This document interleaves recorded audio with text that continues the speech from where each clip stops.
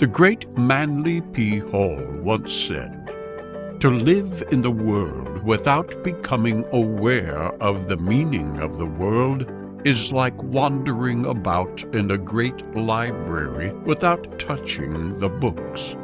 Magic is key to understanding our existence, and Manly P. Hall knew this.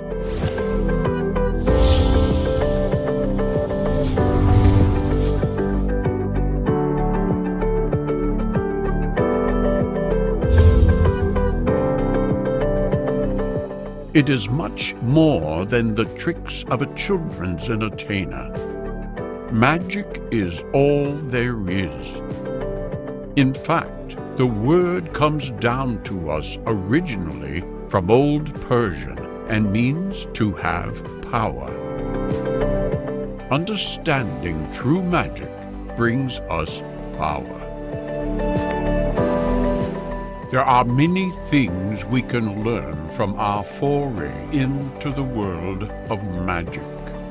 Of these many things, this film will focus on the mystical world, the magical world, the strange and wonderful. Within magic, we will find reality like never before. It is the very fabric of the universe in which we live out our lives. For us to be able to understand magic, we have to understand the science behind the fabric of existence.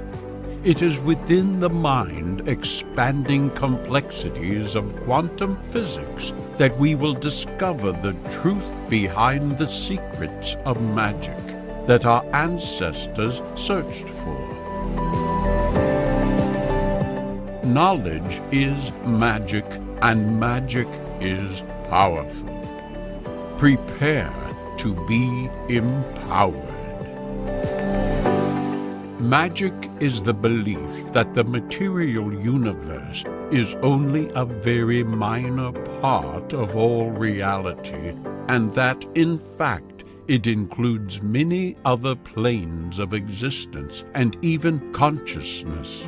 In the same way we possess consciousness and unconsciousness, both of which have their own concepts of reality, so too the universe mirrors this and more. In the same way that we cannot access the unconscious realm of our mind, we simply cannot access the other realities of the universe, unless, of course, there is a way. And that is the realm of magic. Being able to find ways of accessing other realities and affect our own.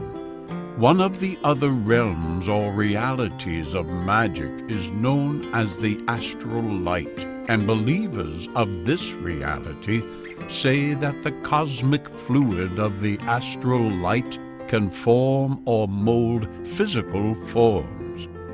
The force that can do this is said to be human thought, human willpower. The human being existing in the microcosm can, once it understands, affect the macrocosm. The small can affect the large. We can set in motion an action in our level of reality and cause an effect in the greater reality. All of this can sound quite potty to the mind that is not used to such concepts, and like the hand of a clock, we need to adjust our position a moment at a time in order to understand that time and things change. Understanding this magical ability of the human being takes some effort, and indeed it has taken men lifetimes to come to terms with or blow away. In essence, man discovers that he is in fact God in almost every sense of the word. To the growing elite and occult brotherhoods, magic is truly powerful. One famous 19th and early 20th century occultist was Dr. Gerard Ancos, otherwise known as Papus. He founded the modern group known as the Martinists, based on an 18th century Martinist order, a kind of New Age Christian sect. He claimed that magic was really scientific, carrying out experiments on powers and energies that were little understood at the time. He stated that magic was dangerous and that three main principles were required in its operation, namely the willpower of the individual, the actual material basis, and the actual force upon which the mind or will operates and affects a change in the material. This was a period seeing the rise in scientific thought overpowering the religious or spiritual and Martinists, and others such as the Rosicrucians saw a middle ground. This force, which science would discover, was known to the Jews as the OD, the astral light to others, and the magnetic fluid to yet more. It was a natural composite agent, a fluid force that Eliphas Levi said would receive the vibrations of the will via meditation. It was a force acted upon by the frequency of thought. Levi stated that it was a force that illuminates the mind, vivifies and destroys, separates and coagulates, all depending upon the will of the individual. According to 17th century writer J.B. von Helmont, in his Hortus Medicine, it is a magical force sent asleep by sin, is latent in man. It can be awakened by God or by the art of the Kabbalah. And what is this force? As Eliphas Levi again tells us in his History of Magic, it has been said that this agent is a light of life by which animated beings are rendered magnetic, electromagnetic energy, electricity being only a transient perturbation. The practice of that marvelous Kabbalah reposes entirely in the knowledge and use of this agent.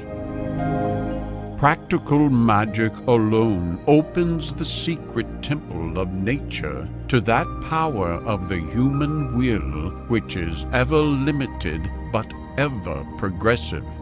And yet, as with the author of Dracula, Bram Stoker, the world of this invasive dark world of magic was putting a strain on the upright Christian ethics prevalent in the West, and many openly fought its influence.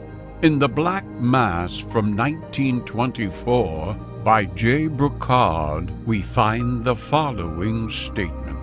Today, when our society is invaded by the eroticism of the Middle Ages sorcery, the words Black Mass have lost their primitive meaning.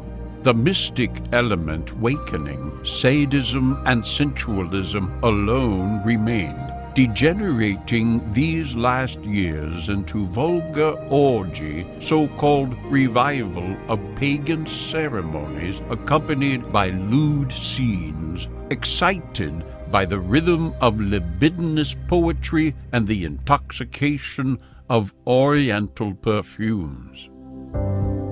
In short, we are told that the frenzies of the sexual rites associated with the rising of these so-called powerful occult forces was vulgar to the Christian West. In the Morning Post of January 16, 1931, there was an interview with a certain Harry Price, the founder and director of the National Laboratory for Physical Research, itself connected with author Conan Doyle, stated, Mr. Price spoke of close personal experience of the practices which he described, and among a number of other striking allegations, he asserted that black magic, sorcery, and witchcraft are practiced in London of today on a scale and with a freedom undreamed of by the Middle Ages. Professors and leaders of the cults, for the most part foreigners, make use of the same formula and incarnations as the medieval necromancers. The cults are increasing and attracting interest at such a pace that they will soon assume such dimensions as to become a genuine menace to the morals and sanity of the nation. I can safely say that there are more devotees of the black arts in London today than ever there were in the Middle Ages. We are told that literary groups such as those of the Bloomsbury set or Black Mass were full of adherents to the occult. They were also joined by people such as Conan Doyle, Ian Fleming, Bram Stoker, and H.G. Wells. Harry Price also informed the Morning Post on January 19, 1931, that the universities of Oxford and Cambridge and much of scholarly London were infested with the black arts, creating a kind of mass hypnotism emerging from these groups to find such people as Aleister Crowley creating his own occult groups, influencing a great many writers thereafter. There are several points of discussion in this little snapshot of history. Firstly, let's see Harry Price pointing out that many of those influencing the minds of British citizens were in fact foreigners and thus have that spiritual invasion spoken of by Bram Stoker in Dracula. Then we have here the birth of subsequent revolutions, such as the 60s and 70s hippie drug revolutions. For instance, Crowley being found on the cover of the Beatles' Sgt. Pepper's album. We are shown that sexual license and drug-induced frenzies or intoxication are supposedly leading these people on the downward path to the world of Satan. There is nothing in any of this, for it has been repeating for millennia. Freemasonry itself, amongst many others, claims descent ultimately from Egypt, where drugs were heavily influential in the spiritual and magical life. Initiates were and still are, in some cults, subjected to horrifying trials of darkness, fire, water, long feasts leading to visions. Should they survive sane, then they were accepted into the fold. Hallucination was one of the prime methods in Egyptian theurgy, using opium, datura, henbane, hashish, cinnamon, and laurel, creating vapors which brought on the frenzy of the prophet. But we also see that we have here two distinct opposites and very little balance. On the one side, we have thoughtful, intelligent people discovering freedom from a Victorian and religious yoke, like children showing off in front of their friends. On the other side, we have the parents, the Christian old school, who are shocked at their youngsters' actions and can accept nothing good in what they see. What is the truth now as we stand in the 21st century looking back at these birth pangs of a free society? Well, it is not for us to state what truth is in respect to spirituality. That is the individual's choice and theirs alone. But we can see from a historical perspective that these opposites serve nobody too well, except in raising temperatures.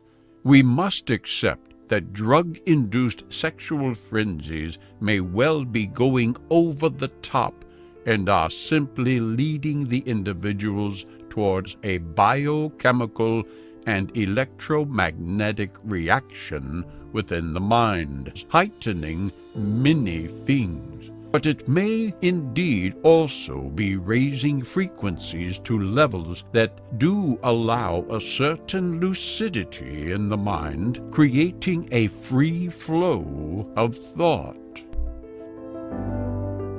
On the other, to stand apart from this with dogmatic eyes and say that it's nonsense, whilst believing that a 33-year-old Jew died on a cross and then got up again 2,000 years ago, may also just as barking mad. Science should be applied to the altered states of mind experienced by millions of people, and it is. But this same science also tells us that walking on water is quite impossible. It is time to possibly bring all these elements together, to think once again about God, altered states of our mind, and nature itself, to do what our wise men have done in the past, and consider possibilities as balanced a way as we can. There do still remain fundamental questions, even for those who have led themselves into a world of delusion and illusion. These questions are as old as man himself, if not older, and we may or may not be closer to finding answers. Magic across time has been used to attempt to discover and explain these ancient concepts. What is the meaning of existence? Is there a God, a grand architect? Is there a truth, searched for by countless generations and lost in the midst of time? Manly P. Hall said, "They wander in darkness seeking light, failing to realize that the light is in the heart of the darkness." The drive to find the answer to the ultimate question is not over. But today we have a new science, a new terminology to explain and expound upon the biggest of truths. The answers may not be what we expect. They may not be the gods we have been led to believe in, but they may very well answer some of the most profound questions man has ever asked. The truth of our very existence, the truth about our inner self, and the answers to the ultimate question, does God exist, may be soon revealed, and in its discovery we have true magic being revealed. John Steinbeck said in The Log from the Sea of Cortez, "Man is related inextricably to all reality, known and unknowable. Plankton, a shimmering phosphorescence on the sea, and the spinning planets and an expanding universe, all bound together by the elastic string of time. It is advisable to look from the tide pool to the stars, and then back to the tide pool again. The universe is an awe-inspiring place, a macrocosmic tidal pool filled with galaxies, and yet also quite empty to our perceptions. Around 10 to 15 billion years ago, existence began and time erupted into a void of nothingness with the comically named Big Bang. The term was in fact given by Fred Hoyle, the infamous astronomer who paradoxically believed in a totally different concept called steady-state theory, whereby the universe gradually emerges rather than in one incredible explosion. Today, scientists have all but proven the Big Bang theory with measurements of red and blue shift, the coming towards and the going away noise in the red and blue extremes of the light spectrum. In addition to this, at the end of the last century, scientists discovered background radiation signatures from the very first cosmic moments of the Big Bang. In these early moments of a new existence, the mathematical equations of all things were being worked out from the initial chaos. Mathematical laws underpin the fabric of the universe, not just atoms, but people, stars, and galaxies. Modern mathematicians are in fact proving theories espoused by our Gnostic and esoteric ancestors, that we are related via geometry to the very universe, that we cannot be separated from it, for we are part of it, alive and conscious of ourselves. Inside every atom there are beautiful mathematical forces binding them together, and these bind everything else: our skin, our relationships, the land, the planets, and gravity itself. Inside every atom there is also a huge space, an empty void, little understood by science. And not surprisingly, the same thing occurs in the vastness of space. We term this void dark matter because we do not understand it. It is like the mind. What we see is consciousness, the part of our mind we are aware of. And yet also within our mind is dark matter we call the unconscious world. We are only aware of this world in our dreams or in conscious lucid dreaming. We need to place different filters on the lenses of our telescopes to realize that there is much more to the universe than we can see with our eyes. In fact, we have found a great many ways of altering our perception of it, just as we have discovered many ways of altering our state of consciousness to peer into the dark matter of the mind. The average concentration of atoms in the universe is 0.2 atoms per cubic meter.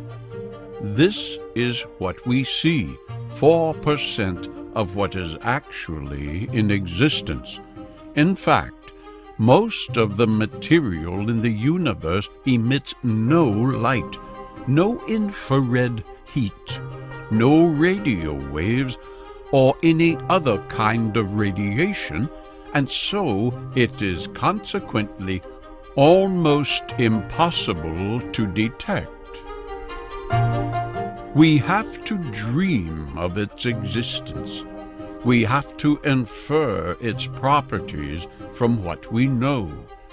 How true this is of our own conscious self, and if consciousness is but 4% of our mind that we can see, then how much more is there to know? scientists have found almost weightless and electrically neutral particles called neutrinos. These are exotic particles that go right through the Earth itself. In truth, they are like the neurons firing in our brains, the thought particles. But incredibly, just as the neutrino is electrically neutral, we too have to be in a neutral state to understand and access our unconscious world. We have to be neither awake nor asleep. If a correlation were drawn between ourselves and the greater universe, then the galaxies of light would be the conscious world, and the dark matter would be the unconscious. We are in a remarkable likeness to the universe, to what some would call God. Clement of Alexandria said, "For the image of God is His Word, the genuine Son of Mind, the divine Word, the archetypal light of light. The image of the Word is the true man." This Word is a vibration from the very heart of the creation, from the heart of dark matter. It is a mathematical equation fostering life, light, and mind, and it surges through our veins even now. And when it becomes conscious, as in the case of human beings, and recognizes itself as such, something very special happens. And as we shall see, the form of the crystal configured like the universe, and indeed our own mind, is also mainly empty space. It is in this space that scientists store and harness vast amounts of information in the dark matter of the crystal. St. Augustine said, "The universe was brought into being in a less than fully formed state. It was gifted to transform itself from unformed matter into a truly marvelous array of structure and life forms." That gifting spoken of by St. Augustine 1600 years ago is now known by scientists as a mathematical equation. But this does not reveal a purpose, a why. Instead, it only reveals how it was formed. The answer to why may well be found within the mind of what we can only call God. A series of special numbers now exist which explain how all things work, from the atom to the largest sun, gravity, electromagnetism, time, light, and all manner of phenomena emerged with interlinked and intertwined mathematical strands that unite all things to each other. What was created was a wonderful crystal-like structure often termed the matrix. Mathematician Max Planck said, "We must assume behind this force the existence of a conscious and intelligent mind. This mind is the matrix of all matter." We as humans are poised at a very center of this incredible force. It would take as many humans to make up the mass of our sun as there are atoms within each one of us. The sun is 1 billion meters in diameter, and a molecule is 1 billionth of a meter. We are perfectly situated in between. This is perfection in a mathematically balanced nature, and yet we are unaware of our special position. Our size and our position in the solar system is crucial for life to exist as it does. It is the nature of number that allows this wonder, an equation first formed in the original moments and, according to Max Planck, mind of the Big Bang. Molecules, living cells, and minerals are all formed by atoms combining together in special mixes to create different substances. All are atoms, all are particles, all have subnuclear particles in position by these subnuclear particles, and of course those mathematical ratios. What scientists do not yet know is the ultimate question for them. What is the synthesis between the cosmos and the quantum world?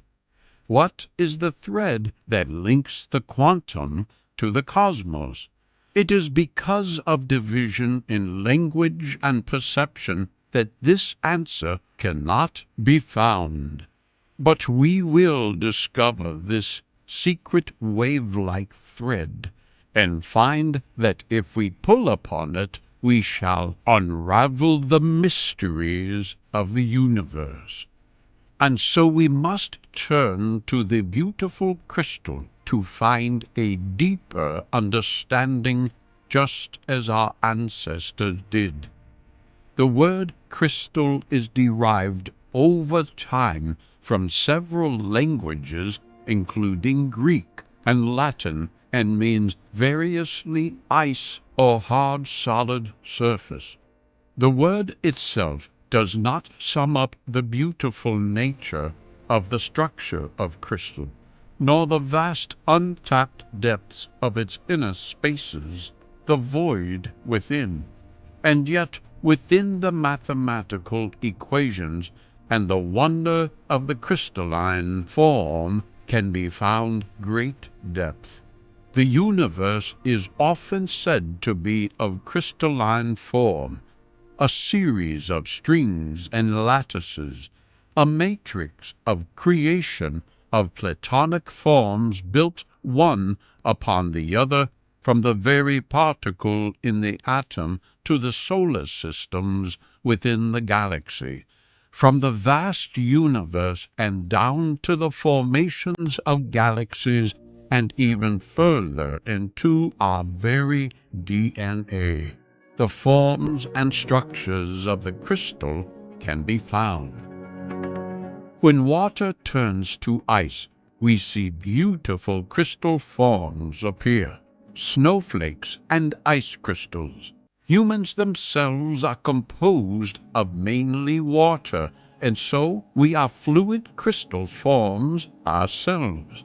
Even our society forms in crystalline shapes, as we merge together as if drops within the ocean of humanity. But we are also whole people within a greater whole itself. Water is a fluid substance, a cleansing substance. It has been seen across time as a sacred domain, a world linked inextricably to the unconscious self. It mirrors the vibrations of the world, and even the solar and lunar system around it. The molecular structure of water is even actually affected by crystals. The sea itself moves in wave-like form, in accordance with the gravitational push and pull of the moon. It is part of a greater whole, pulled by the wave-like force of gravity. If the seas and oceans are affected in this way, then we too are part of the greater whole, and we too are affected by the same influences. These influences come in the form of waves, whether gravity, energy, or light, whether from the universe, our earth, or even crystals. To be alive, water needs vibration, a waveform.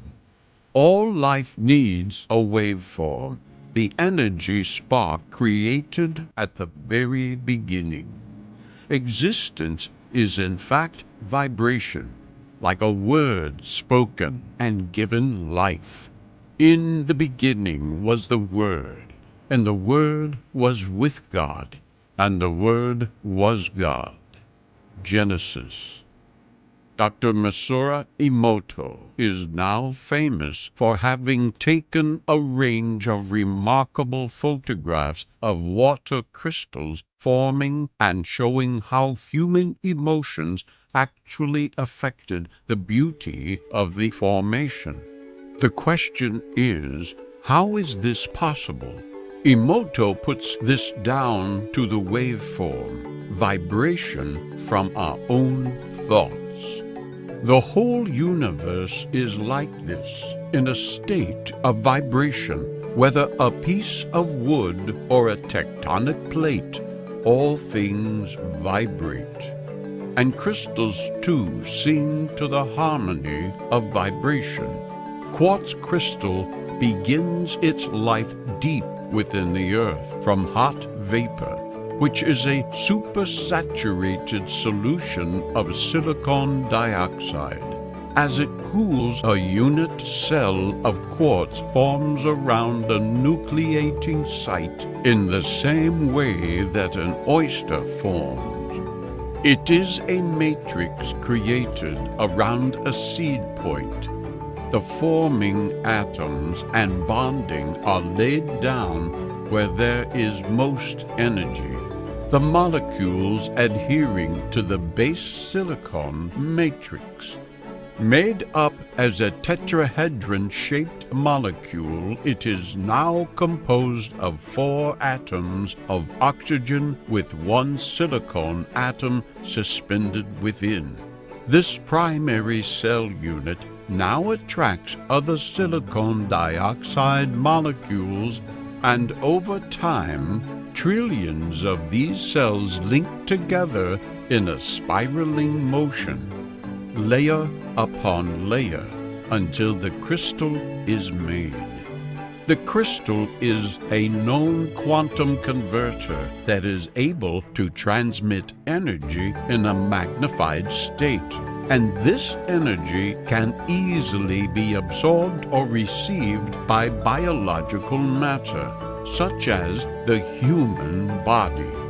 The crystal is formed via a wave-like spiraling motion and is a known quantum converter, transmitting energy information at a magnified rate. Stimulating a crystal makes it vibrate or sing. These vibrations make waves which human receptors pick up and convert back to binary information.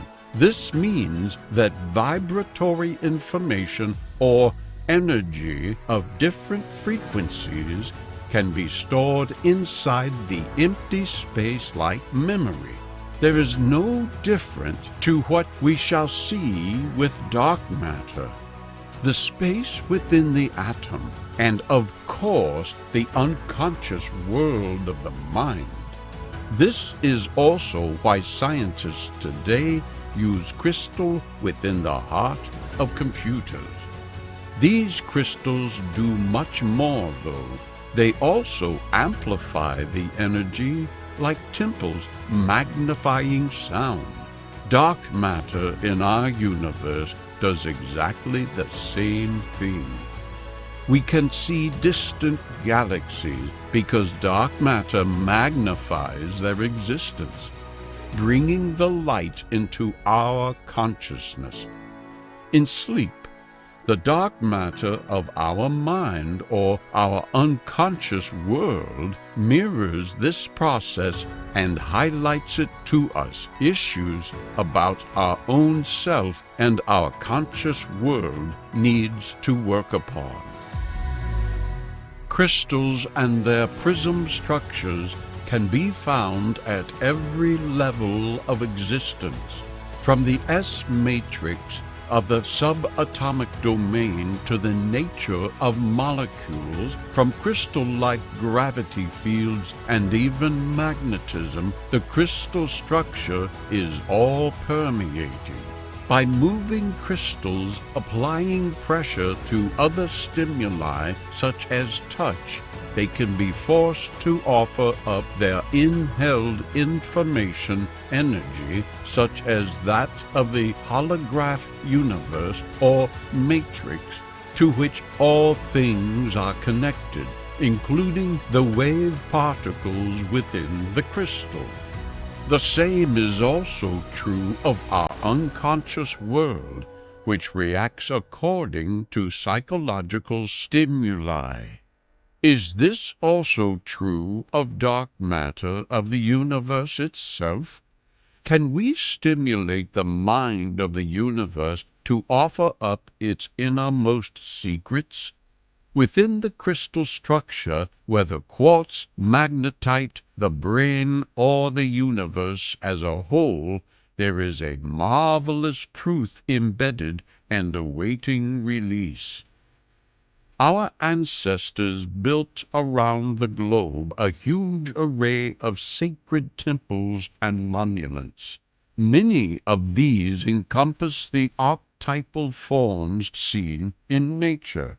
Others mirror the patterns and movements of the planets. Others still are the great axis mundi, the gateway to heaven or illumination. However, in a lot of these locations we also find the use of granite, which is mostly quartz crystal. The king's chamber in the Great Pyramid, for instance, is encased in granite, and Jacob's ladder to the 7 levels of heaven was only envisaged once Jacob laid his head upon a granite stone slab. For centuries, if not thousands of years, people have recognized something special in crystals. They have been used for physical and spiritual healing, and people feel a close affinity to them and are drawn to them for some particular and untold reason. They resonate or vibrate at specific frequencies, which, if we were able, we would hear as beautiful harmonic music. This is the music of the universe. Quartz crystal resonates at a frequency that is perfectly in tune with the frequency of the human mind when about to enter an altered state of consciousness. It is on the point of sleep before we enter our unconscious world. That is the very substance found beneath Jacob's head and encasing the king's chamber actually resonates at that special frequency utilized by shaman throughout time to connect with the gods. The world of the unconscious is the world not closed to the nature of the cosmos, as our conscious mind often is. The unconscious world is free to think, not cluttered by the world we have created. But there is more to the tale, for along with every wave or resonance there is the particle. The wave and particle are not divided. Only we do this. They are instead the wave-particle united as one. But what is a particle? It is the messenger carried along the energy wave. Light particles travel to our eye along light waves, and in the same way thought particles travel along thought waves within our mind. This is the world of quantum physics, the world of the subatomic. Everything is made of atoms, and within every atom are particles, messengers carrying information via resonance. It is like a mini-world of mandalas. Mandalas are our image of the structure of all and oneness. They are visualized crystals building one layer upon another into a beautiful shape. A mandala is a drawing or structure used by adepts in the East to visualize existence itself, and in so doing they are visualizing something that cannot be seen by the human eye.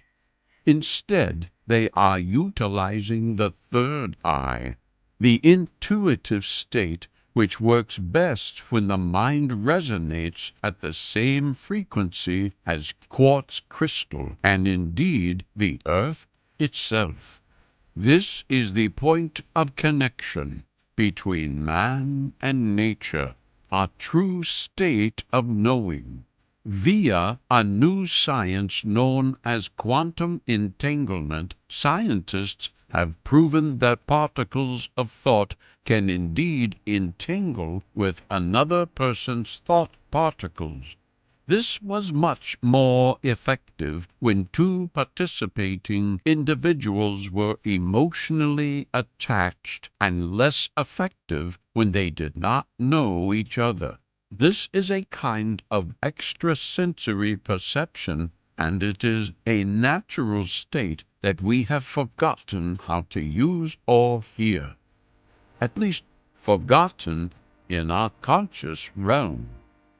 The world is full of too many perception-grabbing fiends, clutter for the conscious mind, that we no longer even realize that there is indeed more depth to our state of being. By following what our alchemical and Gnostic friends of the past told us, we can reduce this clutter and burn it off, thus revealing a world below that has long since been forgotten. Scientists at the Stanford University of Education said, "A pair of quantum systems in an entangled state can be used as a quantum information channel to perform computational and cryptographic tasks that are impossible for classical systems." It is a method of information exchange that is non-classical, that is, not as we generally understand. The question now is, if we can entangle with the particles of thought of another person, then we can entangle with the particles within the great crystal universe itself. The pineal organ is one of the outgrowths of the pineal apparatus. In aquatic and gill-breathing creatures, it can form a photosensitive eye-like structure which is involved in the diurnal rhythm of color change. In ancient reptiles, it formed a separate or third eye on top of the head. It persists in higher vertebrates and may function as an endocrine gland, eternally secreting into the blood and affecting distant parts of the body. The pineal gland exerts some chemical reactions which are not fully understood. Autopsies on mediums and spiritually inclined people have revealed larger pineal glands that contain a clear fluid called serotonin, which in turn makes melatonin. Serotonin, when depleted by amphetamines, causes mild psychedelic effects. Strangely, it is also thought to influence our rhythms of activity. The pineal gland is associated with color recognition, and reptiles can change the color of their third eye. It is also associated with measuring the length of the day and keeping track of the seasons. It is sensitive to the rhythms and cycles of nature and is responsible for transferring that information to us. It is the connection point to nature itself, talking to us and passing on information. Many animals have a variety of senses which we are yet to understand, such as the ability to emit small electrical discharges, underwater vibrations, infrasound, and ultrasound. Some birds can detect polarized light, which helps them to see the fingerprint of their prey as it leaves a pattern across the ground. Snakes can see and produce images in infrared radiation. Can man use more senses than we know? Should we believe that the Dowser's skills is simply that they are more acutely in touch with their senses? The term to be mesmerized comes from the Austrian physician Franz Anton Mesmer, who believed the human nervous system to be magnetized. He coined the phrase animal magnetism and claimed that magnetism from the planets had actually caused healing at one church in Austria. He developed a therapeutic regime which incorporated iron magnets, magnetite, and the laying on of hands. Mesmer built up a large following, many of whom claimed to have been healed by his animal magnetism. The modern-day term for magnetism is hypnotism, and it is at this point, the hypnotic state, that our mind resonates at that special quartz frequency. Researchers have found that magnetite actually clusters around the pineal gland within our brain, and magnetite itself is a wonderful crystal linking our intuitive natural state with the natural world around us. Our consciousness has divided us from the true abilities of our own mind. So, through the electromagnetic connection within our mind, via the magnetite and pineal system, we can actually intuitively understand directional information.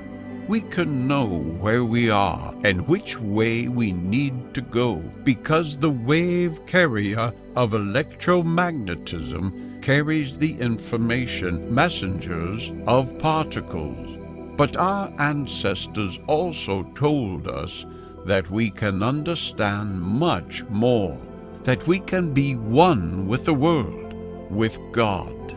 If we, therefore, entangle with particles, not just those of our humans with whom we feel an emotional connection, but with nature, especially if we have an emotional connection to nature, then we can form as one mind with nature itself, the mind of God. Our ancestors used to thank the earth, the mother, for the produce, for the animals and plants, for the water. He used to thank the solar god in the sky for the light and heat. He respected himself because he was a part of the whole.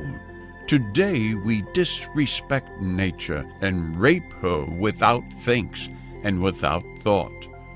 What message are we sending to ourselves? People like Masaru Emoto and the science of quantum physics reveals the mind of God, the mind of the oneness to us all. We can see a consciousness actually at work like never before. All we have to do is join the dots and we see a bigger picture. But what do actual quantum scientists say? James Gardner is a complexity theorist and peer-reviewed scientific writer whose biocosm theory proposes that the appearance of life in the universe is no accident or chance event. Rather, He views life as an expression of a great cosmic intelligence hardwired into a timeless, dynamic cycle of creation, evolution, and renewal. The ultimate purpose of highly evolved life, Gardner argues, is ultimately to infuse the entire universe with intelligence, eventually creating a single vast cosmic life form. The universe is intelligent at the subatomic level and acts like a DNA feedback loop. DNA sends out purposeful signals in order to grow. Then it stops and waits for a signal to come back before proceeding. In this way, life is formed in perfect continuity with its surroundings and according to an incredible mathematically complex design. The universe seems to be doing exactly the same thing at the subatomic and quantum level. The universe is a vast vibrating crystal form no different than our own brain. It is linked mathematically and via quantum mechanics to the wave particle of thought. In fact, the evidence is now revealing that every facet of the universe is part of a grand mind. Our problem is that we have divided nature into compartments and no longer see the whole. We have named everything, and in so doing, we have reduced them down to constituent parts. We have separated them from one another, and this is not reality, but our own created reality. The truth of the existence of all things will and can only be found in realizing the whole and not the parts. As John Chudley said, who could believe an ant in theory, a giraffe in blueprint? 10,000 doctors of what's possible could reason half the jungle out of being. Sir Isaac Newton used a crystal to separate light into the spectrum. He divided the wave and particle stream so that what he saw was the divided parts. He then used another crystal to form them back together again. When all these colors are formed back as one, the result is pure white light. Purity is found in the whole, undivided nature. Nature, without the supposed conscious self-awareness of man and his inherent free will, does not name and divide. Instead, it forms balance when left alone. It comes back together in accordance with the natural laws of mathematics inbuilt into all things. By dividing nature, we upset the mathematical purposefulness of it. We divide more than just our own minds. We divide ourselves from it. When a crystal is sliced in half and then placed side by side, the two divided parts form back together again in perfection. It is the law.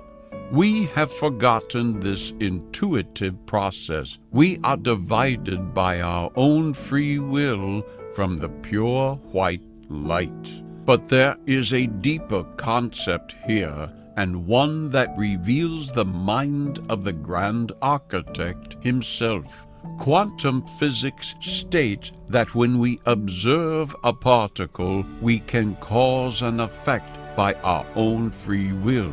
Mathematical equations suggest to us what the majority of particles will do, but every now and then one or another particle will decide to do something different.